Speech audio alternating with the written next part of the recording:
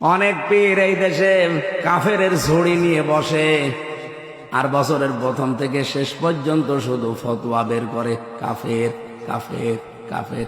পাগলা বক্তা সে বলছে নবী অর্থ সাংবাদিক। আমি কঠোর কোনো ফতুয়া দিচ্ছি না, কারণ আমাকে ভিডিও দেখতে হবে। যতটুক সংবাদ পৌঁছেছে, আমার মিডিয়া সেল যতটুক পাঠিয়েছে, বক্তা বলছে নবী অর্থ সাংবাদিক। এই মূর্খ বক্তাটা কি বাকুরাতুল আদবটাও পড়ে নাই, এসো আরবি শিখিটাও পড়ে নাই? নবী অর্থ সাংবাদিক না, নবী অর্থ সংবাদ বাহক, যেটার ইংরেজি হচ্ছে মেসেঞ্জার, আর সাংবাদিকের ইংরেজি হচ্ছে জার্নালিস্ট। আর যে কোনো সংবাদ বাহককে নবী বলা যাবে না, যে বলবে সে কাফের হয়ে যাবে। আমি সাংবাদিকদের সম্মানার্থে যে কথাগুলো বলেছিলাম ওখানে প্রায় 6 মিনিট, সেখানে মাত্র 25 সেকেন্ড দিয়েছে, আর 5 মিনিট 35 সেকেন্ড কেটে দিয়েছে। মানুষ তো এমনি ভুল বুঝবে। আর এটা শোনার পরে আগা নেই মাথা নেই। এই যে কিছু পীর নামে কলঙ্ক, এগুলো আমি কলঙ্কই বলি, কারণ যাদের পেট পূজা ধান্দাবাজি ছাড়া দুনিয়ায় কিছু নেই, খালি গলাবাজি ধান্দাবাজি করে চলছে, মানুষকে ধোকা দিয়ে বোকা বানিয়ে এরা ফতোয়া দেওয়া আরম্ভ করে দিল হামজা কাফের। যেটা ফতোয়াবাজি করে কাফের বলে, ওরও ভুড়ি এরকম, চেয়ারে বসলে মনে হয় যে মাগুর মাছ, পেট মোটা মাছ। তাদের মতো এই 17 বছর জেল জুলুম সহ্য করেছেন, একটা বার জেলে গেছেন আপনি? রিমান্ড কি বসেন? 11 ঘন্টা আমার টাঙ্গিয়ে রেখেছিল উল্টো করি, মাথায় দড়ি দিয়ে। আপনারা কয় ঘন্টা টাঙ্গিয়েছে? বলে ও রসুলের মর্যাদা রাখে না। রসুলের মর্যাদা ঠিক রাখতে গিয়েই তো 3 বছর জেল খাটলাম। অনেক পীর এই দেশে কাফেরের ঝুড়ি নিয়ে বসে, আর বছরের প্রথম থেকে শেষ পর্যন্ত শুধু ফতোয়া বের করে কাফের কাফের কাফের। আমার মনে হয় কেউ আল্লাহ আল্লাহ জিকির করে, আরো জিকিরই করে কাফের কাফের। আমারে দিয়ে আরম্ভ করেছে এবার, কয়েক বছর আগে মাওলানা মিজানুর রহমান আজহারিকে দিয়ে আরম্ভ করেছিল, ওটা এখন বাদ গেছে। এখন আমি আরম্ভ হয়েছি মুফতি আমির হামজা কাফের। আমার মনে হয় এই ঝুড়ি যে কত দূর যায় আল্লাহ জানে। এদের আপনি কাজ কারবার দেখেন, জমিনে কোনো কাজ আছে তাদের গলাবাজি করা ছাড়া? কোনো কাজ আমি পাই না, কোনো সংগঠন নেই তাদের। জমিনে আল্লাহর দিন কায়েমের জন্য কোনো অ্যাক্টিভিটিস নেই। উনি খেলাফত নিয়ে পড়ে আছে। আরে ভাই, খেলাফত প্রতিষ্ঠা আমরাও চাই, কিন্তু যে পদ্ধতিতে আপনি বলতেছেন ও পদ্ধতি বাংলাদেশে এখন সম্ভব না। আফগানিস্তানে হয়, এখানে হবে না কেন? আফগানিস্তান আর বাংলাদেশ সমান। আপনার দেশে কয়টা পাহাড় আছে? আপনি যে লুকাবেন, কোথায় লুকাবেন? সশস্ত্র হামলা করে লুকিয়ে থাকার জায়গা লাগে, টিকে থাকতে হবে না জমিনে? ওখানে ওরা পাহাড়ের উপর বম্বিং করে কিছুই করতে পারে নাই, সুড়ঙ্গ করে এমন থাকার জায়গা বানিয়েছে আফগানিরা। একটা না দুইটা পরাশক্তি, রাশিয়া আর আমেরিকা 40 বছর একাধারে চেষ্টা চালিয়েছে, কিছুই করতে পারে নাই। আর আমাদের 40 বছর লাগবে, 40 মিনিটে তো তামা বানিয়ে ফেলবে। আপনারা ধান্দাবাজি বন্ধ করেন। উনি ফতোয়া বের করছে নতুন নতুন যে বাংলাদেশে জামাত ইসলামী, এই 80 বছর এই দেশে জামাত ইসলামী চলছে, এদের অবদান নাকি জিরো, কিছুই নেই। এদের দুনিয়া আখেরাত নাকি সবই বরবাদ। আরে ভাই, দুনিয়ার কানাই বলতে পারলেন, তে আখেরাতকে আপনার হাতে, আপনি কি ফতোয়া দিলেন বলেন?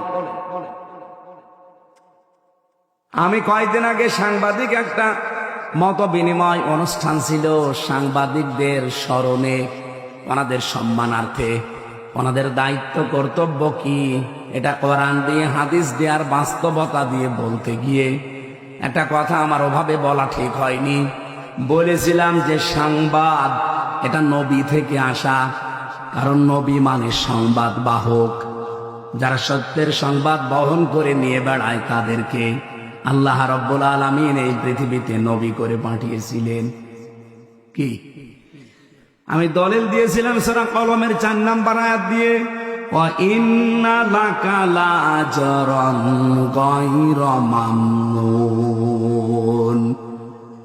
আপনি শব্দের দিকে খেয়াল করেন, ওয়া ইন্না লাকা লাআজরান, অবশ্যই আপনার জন্য, অবশ্যই আবার লাগিয়েছেন ওয়া ইন্না লাকা লাজরান, অবশ্যই আপনার জন্য হে নবী। আবার বলছেন অবশ্যই লাজরান, পুরস্কার আমি আল্লাহ রেডি করে রেখেছি। গয়র মামনুন, শেষ হয়ে যাবে না পুরস্কার, নিরবিচ্ছিন্ন চলতে থাকবে। কেন এ পুরস্কার দিলাম জানেন? কারণ আপনি এই যে সংবাদ আমি যেটা আপনাকে দেই, এই সত্য সংবাদগুলো আমার বান্দা বান্দীদের কাছে পৌঁছাতে গেলে যে কষ্ট পান, সত্য কথা তুলে ধরতে গেলে যে কষ্ট আসে, আঘাত আসে, যে জুলুম নির্যাতনের স্টিম রোলার আপনার দিকে আসতে থাকে, এগুলো মোকাবেলা করেও আপনি যে সত্য সংবাদ পৌঁছিয়ে দেন, এই কারণে আপনাকে আমি নিরবিচ্ছিন্ন পুরস্কার দেব। সুবহানাল্লাহ বলতে পারেন না?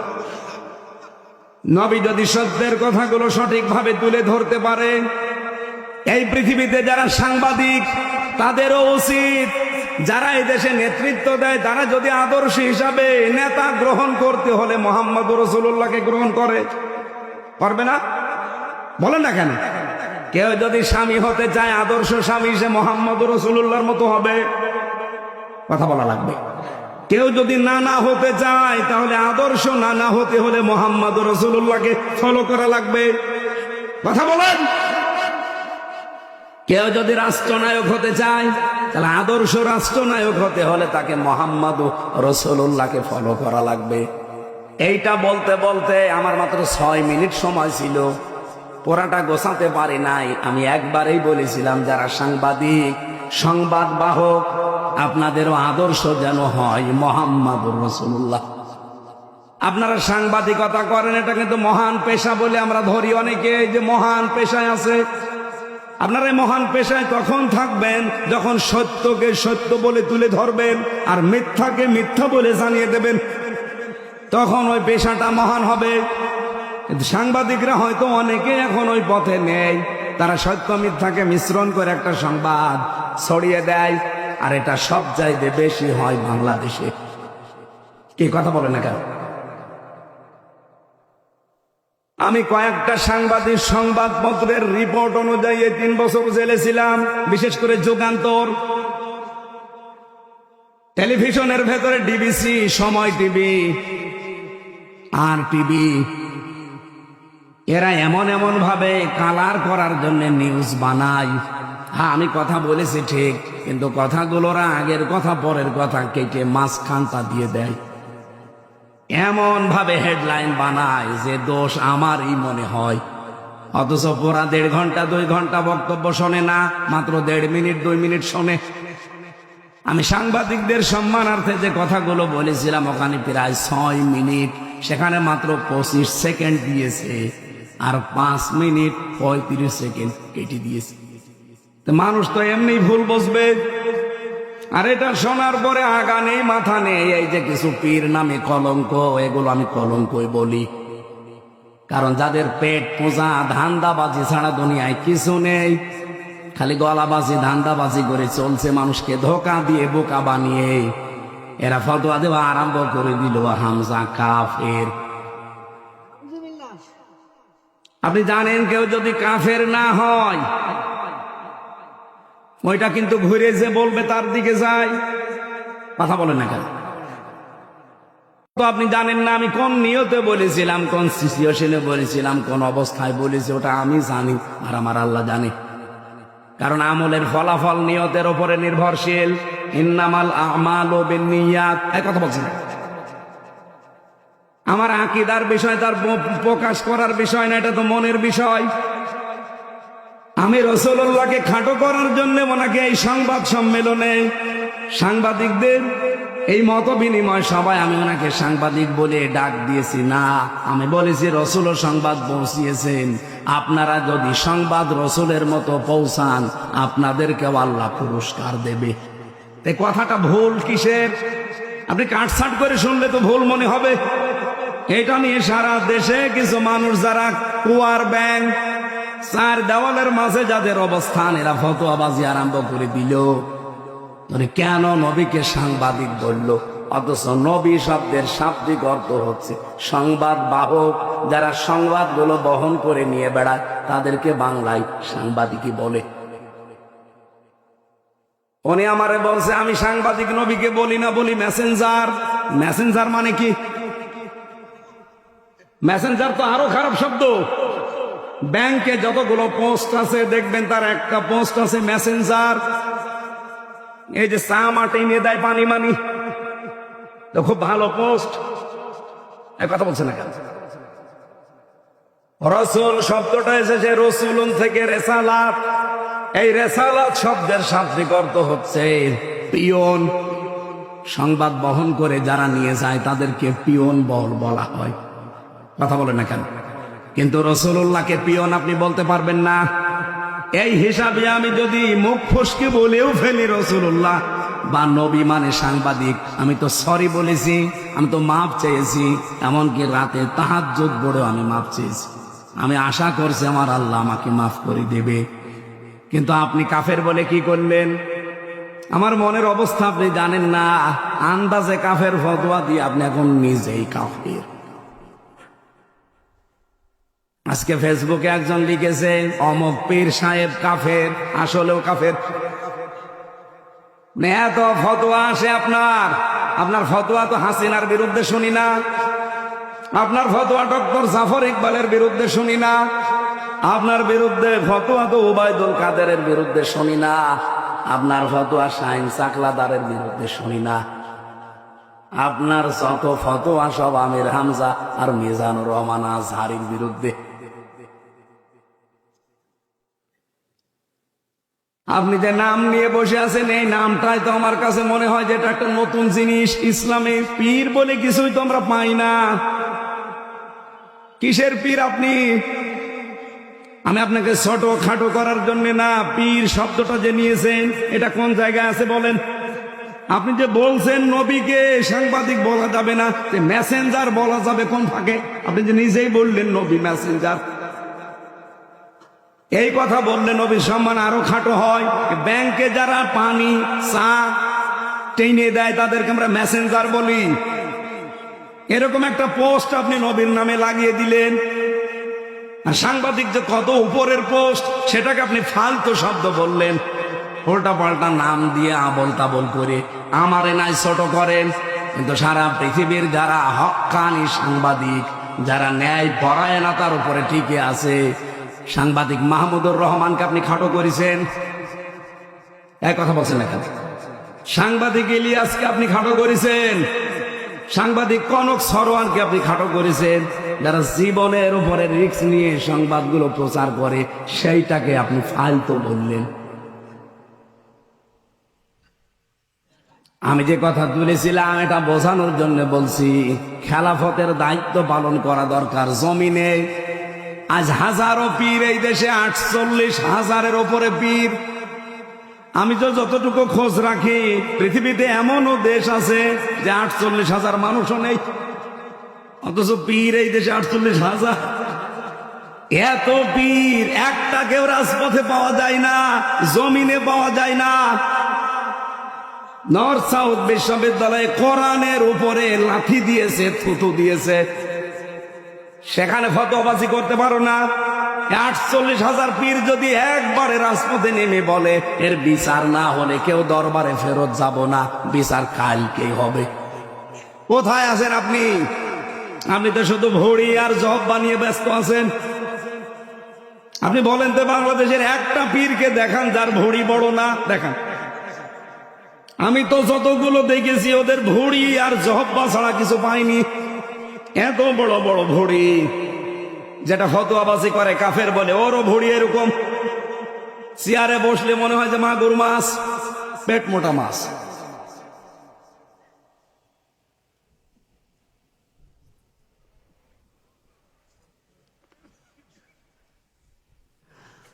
আমার মনে হয় এই দেশে একামতের দিন যারা কায়েম করতে চায়, হ্যাঁ তাদের ছোটখাটো ভুল ত্রুটি থাকতে পারে, তা আপনি কি করছেন? তাদের মতো এই 17 বছর জেল জুলুম সহ্য করেছেন, একটা বার জেলে গেছেন আপনি। রিমান্ড কি বসেন? 11 ঘন্টা আমার টাঙ্গিয়ে রেখেছিল উল্টো করে মাথায় দড়ি দিয়ে। আপনারা কয় ঘন্টা টাঙ্গিয়েছে? বলো রসুলের মর্যাদা রাখে না। রসুলের মর্যাদা ঠিক রাখতে গিয়েই তো 3 বছর জেল খাটলাম। হয়তো আমি প্রথম দিনই যদি মেনে নিতাম যে ঠিক আছে বাবা শাহজালাল সব আলাল, 3 বছর না 3 ঘন্টা আমার জেলে থাকা লাগতো না। কুষ্টিয়া থেকে যখন নিয়ে যাচ্ছিল প্রতিমধ্যে আমারে ছেড়ে দিচ্ছে, কারণ যাওয়ার সময় তো বারবার আমারে বলছিল ছাত্রলীগের শুধু ওলামা লীগ বলে একটা দল ছিল, ওই সময় ছিল না, ওই দলের সদস্য হবেন শুধু বিশ্ববিদ্যালয়, বাকি আপনার কিছু করা লাগবে না, কারণ আপনি আসলে আমরা অনেক মানুষ নিয়ে আসতে পারবো, এই ধান্দায় ছিল তারা। আমি একবারে কাটছাট বলেছিলাম না, আপনারা যা ইচ্ছা তাই করতে পারেন। মিথ্যা মামলা দিয়েছেন এটা আমি জানি, যে আরো দেন, কিন্তু আমি সত্যের উপরে যেটা আমি বুঝেছি, এক চুলো আমার নড়াতে পারবে না। রিমান্ডের পর রিমান্ড দিয়েছি, প্রথম 5 দিন দিয়ে হয়নি, আবার দিয়েছে 5 দিন। আর রিমান্ডে কি সরাসরি জায়গায় আয়না ঘরে নিয়েছে, মাটির নিচে। আমি দেখতাম ওই জায়গায় হঠাৎ রাত 2টার সময় 5-7 জন মুখ বান্ধা আমার পাশ থেকে একজনকে বলছে ওঠেন ওঠেন, মানে এখন বাজে রাত 2টা, কোথায় যাব, চলেন। ও মনে করছে ছেড়ে দেবে, পরে বের করে নিয়ে খাঁচা থেকে হঠাৎ মাথার উপরে কালো কাপড় লাগিয়ে পেছনে হাত হ্যান্ডকাপ দিয়ে বেঁধে দিল। কান্নাকাটি করছিল মাটির নিচে। আমি সত্য কথা বলছি, এই যে কোরআন আমার সামনে। আমারে বলছে হামজা ভাই গেলাম, এরা যে কি করবে আমার বোঝা হয়ে গেছে। মুখ আমার যখন বেঁধে ফেলেছে কালো কাপড় দিয়ে, হাত যখন পেছনে বেঁধে ফেলেছে, 4-5 জন মিলে নিয়ে যাচ্ছে, তার মানে আমি বুঝে ফেলেছি আমার জীবনের শেষ দিন। এইরকম সিচুয়েশন আমি নিজে ফেস করে এসেছি। আর আপনি ফতোয়াবাজি করেন বসে বসে না।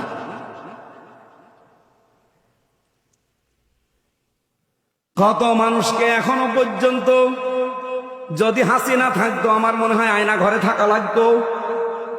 একই কথা বলছেন না? কত মানুষ 5 বছর 7 বছর আমি যেখানে ছিলাম সেই রুমে, তার পাশে দেওয়ালে লেখা ছিল তারিখ দিয়ে 2009-13 সালে ওখানে তারিখ দেওয়া, 8-8-2013 এভাবে তারিখ দিয়ে দেওয়ালে লিখে রেখেছে।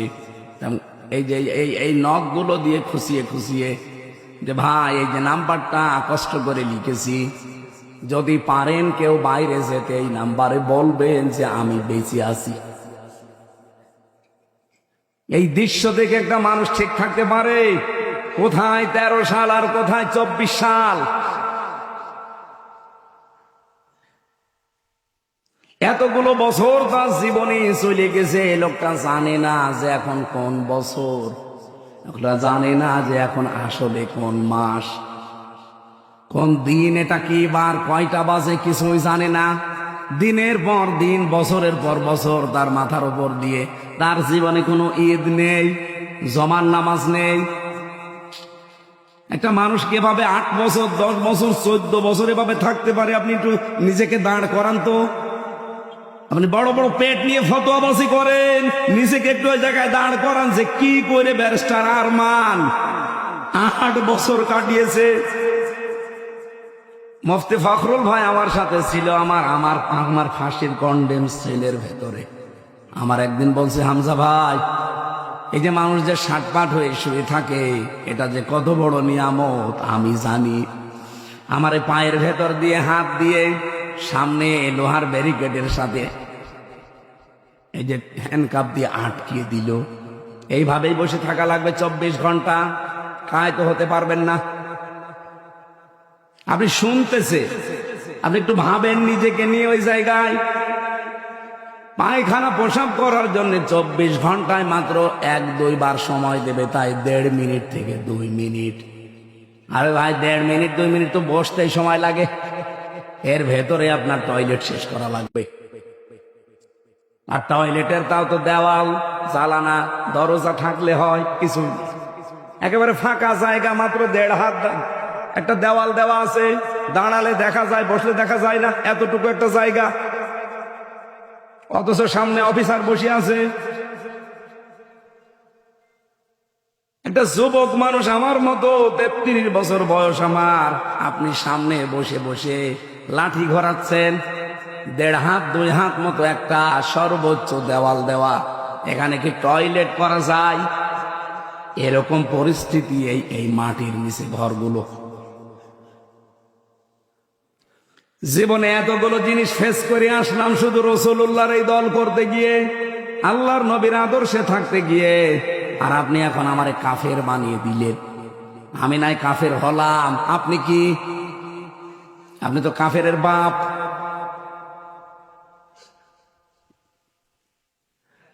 ঝড়ি নিয়ে বসে আছেন, কাফের বলবো সারে তারে আমার এবছর দিয়ে আরম্ভ করলেন, আগামী বছর মনে হয় হাফিজরে দিয়ে আরম্ভ হবে, কারণ অত ফতোয়ার ঝড়ি নিয়ে বসে আছে। আপনি জামাত ইসলামের বিরুদ্ধেও বিষোদ্গার করেন যে 80 বছরে নাকি তাদের কোনো অর্জন নেই। আপনার নজরে পড়ে না অর্জন? এদের এত হাসপাতাল, এত ব্যাংকিং ব্যবস্থা। বাংলাদেশ জামাত ইসলামী এই দেশে যা করেছে, 73টা দল এই দেশে, সবাই যদি এভাবে করতো এই দেশ সোনায় সোহাগা হয়ে যেত। আর ওর চোখেই পড়ে না যে এদের নাকি কোনো অবদানই নেই। গণতন্ত্র গণতন্ত্র এই ফতোয়া তোলে যে গণতন্ত্র হারাম, এই জন্য ওদেরকে আমি দেখতে পারি না। আরে ভাই, আমি কোনদিন আমরা বলেছি যে গণতন্ত্র হালাল? বলেছি আমরা? আর ওটা তো হারাম আমরাও জানি। এই বাংলাদেশে এখন ইসলাম কায়েম করার জন্য কোন পদ্ধতিতে আপনি যাবেন বলেন? আন্দাজে এক ফতোয়া দিয়ে দিলে হয়ে গেল। আপনি কি আফগানিস্তানের, আপনি কি সিরিয়ার, এরকম দেশের সশস্ত্র বিপ্লবের মাধ্যমে দেশে ইসলাম প্রতিষ্ঠা করার সেই কায়দা কৌশল, সে জায়গাগুলো কই? যে কোনো একটা ভাবে তো এগিয়ে যেতে হবে। আমাদের চারিদিকে শত্রু। পৃথিবীর অন্যান্য মুসলিম দেশগুলোর দিকে তাকান। আমি তো 57টা মুসলিম দেশের খবর জানি। অন্তত তাদের আশেপাশে আরো 2-3টা মুসলমান দেশ আছে বর্ডারের সাথে বর্ডার লাগানো। আর আমরা এমন একটা ভূখণ্ড পেয়েছি, আমাদের চারিদিকে শয়তান। প্রতিবেশী নামে একটা কলঙ্ক। এতদিন যাই ছিল, এই 15 থেকে 20 বছরে যা অবস্থায়, এই পৃথিবীর নিকৃষ্ট শয়তান মোদি যে আল্লাহর ঘর মসজিদ পর্যন্ত ভেঙ্গে গুড়িয়ে দিয়েছে। এখনো ভাঙছে বিভিন্ন মসজিদ। ভারতের এমনও জায়গা আছে মুসলমানেরা যদি গরু জবাই করে ওই মুসলমানের জোহব্বা কেটে ফেলে, এমন জায়গায় আছে। এত বড় শত্রু দিয়ে আমাদের দেশটা ঘেরা। আর একটার সাথে একটু বর্ডার ছিল নদীর সাথে, মায়ানমার, ওটা আরো বড় শত্রু।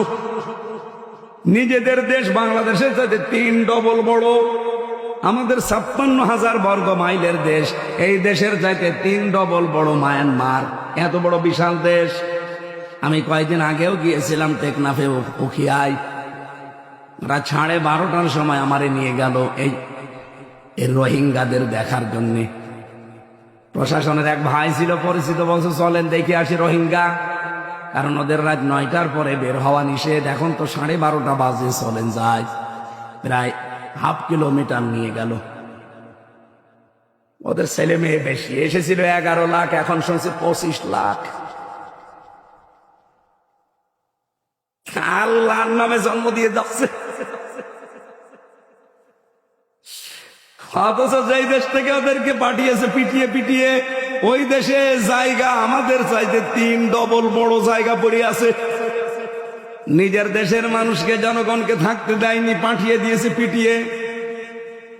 এতটুকু ছোট্ট একটা দেশে তারপরেও তো আমরা 11 লাখ, এখন প্রায় 24-25 লাখ মানুষ আমরা রেখে দিয়েছি, কিছুই তো বলি না। বিশ্বে আমাদের মতো উদার আমার মনে হয় আর কোন দেশের মানুষ নেই। আমার ভাইরা, আল্লাহ আমাদেরকে খলিফা করে পাঠিয়েছিলেন কোথায় বলেন তো? আরো জোরে বলেন। জমিনে থাকার দরকার নেই, আরো জোরে। এই জমিনে যদি থাকতে হয়, এই জমিনে আমরা এখন আমাদের 56,000 বর্গ মাইলেই দেখতে পাচ্ছি প্রায় 73টা দল কাজ করছে জমিনে, তার ভেতরে আমরাও একটা। আমার এবার প্রশ্ন যশোরবাসীর কাছে, এই 73টা দলই কি জান্নাতে যাবে? না। নবীজি বলেন মাত্র একটা দল জাহান্নামে, জান্নাতে যাবে, আর 72 দল সব জাহান্নামে যাবে। ওই একটা দল কারা? মানা আলাইহি ওয়া সাহাবী। একালিপ টান আছে। নবীজি বললেন যারা আমি নবী এবং আমার সাহাবীদেরকে দেখে দেখে চলবে, তারাই ওই এক দলে আছে। আর বাকি সব দল আছে ওই 72 কাতারের ভেতরে। এবার আমার প্রশ্ন, আমরা নবীকে এবং সাহাবীদেরকে দেখে চলি কিনা? বিশ্বনবী মোহাম্মদ রাসূলুল্লাহকে দেখে চলা মানে শুধু তার জুব্বা আর দাড়ি নেওয়া না। আল্লাহর নবী মোহাম্মদ রাসূলুল্লাহ জীবনে যা করেছিলেন তার এই 40 থেকে 63 এই 23 বছরে আপনাকে তাই করা লাগবে। এই কথা বলে না কেন? আমরা সত্যি করে বলছি তাই করতে পারি না? পারি না।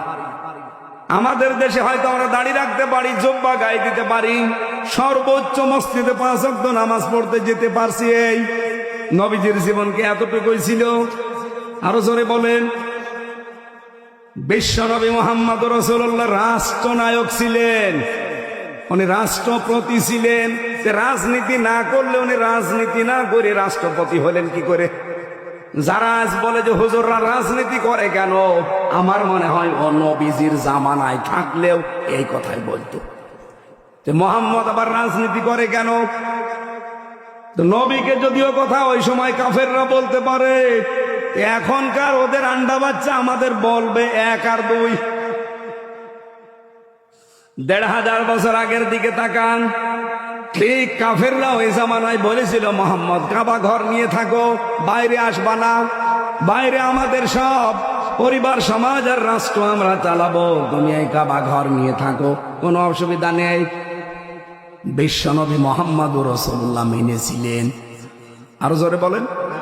তিনি ডাক দিলেন, কাফেরেরা, কুলিয়া আইয়ুহাল কাফিরুন লা আ'বুদু মা তা'বুদুন। হে কাফেরেরা, তোমরা যার ইবাদত করো আমি তার ইবাদত করি না, বা আমি যার ইবাদত করি তোমরা তার ইবাদত করো না। লাকুম দীনুকুম ওয়ালিয়া দীন। সুতরাং তোমাদের ধর্ম তোমাদের জন্য, আমার দিন আমার জন্য। আমার ভাইরা, আমি আয়াত দিয়ে যেটা বোঝাতে চাই আপনাদের, যেহেতু একটা আয়াত পড়েছিলাম সূরা আরাফ 181, 82, 83, এতগুলো আয়াত আমি এমনিতেই পড়ি না, একটা আয়াতের তাফসীর করব আজকে। আল্লাহ পাক বলেন, মিম্মান খলাকনা উম্মাতুন ও মিম্মান খলাকনা। আল্লাহ এখানে নিজে ফাইল, নিজে কর্তা। রব্বুল আলামিন বলেন, অবশ্যই আমি আল্লাহ নিজে বানিয়েছি। এই পৃথিবীতে যত মানুষ বানিয়েছি, বিভিন্ন দলে বিদলে তারা বিভক্ত হয়ে আছে, কিন্তু এই দলের ভেতরে একটা দল আমি আল্লাহ, তাদের পরিচয় তোমাদেরকে তুলে ধরলাম, দেখো তো তোমরা তাদের ভেতরে আছো কিনা। যারা মানুষকে ইয়াহদুনা বিল হক, সৎ পথ দেখায়।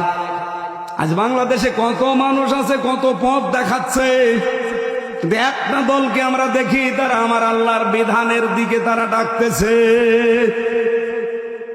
কথা বলে না কেন? তারা কিন্তু ডাকছে তার বাবার দিকে না, তার স্বামীর দিকে না, এমনকি তার পূর্বপুরুষদের দিকেও ডাকে না। তারা ডাকলেই বলে ইয়াহদুনা বিল হক। এ পৃথিবীতে হক হচ্ছে আল্লাহ, হক হচ্ছে আল্লাহর বিধান, এজন্য তারা ডাকে আল্লাহর বিধানের দিকে। ইয়াদের তাফসীর পড়তে গিয়ে আমি সূরা শুরার 13 নম্বর আয়াতের মাঝের অংশটা মিলিয়েছিলাম। আল্লাহ পাক বলেন, হে নবী, আপনি যেদিকে মানুষকে ডাকেন যে আসো আমরা আল্লাহর বিধান কায়েম করি এই জমিনে, আল্লাহ শুধু নামাজের বিধান দেয়নি, জাকাতের বিধান দেয়নি, এরকম বিধান দিয়েছেন 500। কত? এই 500 বিধানের কথা যখন বলবেন কি হবে জানেন? কাবুর আলাল মুশরিকিনা মা তাদউহুম ইলাইহি।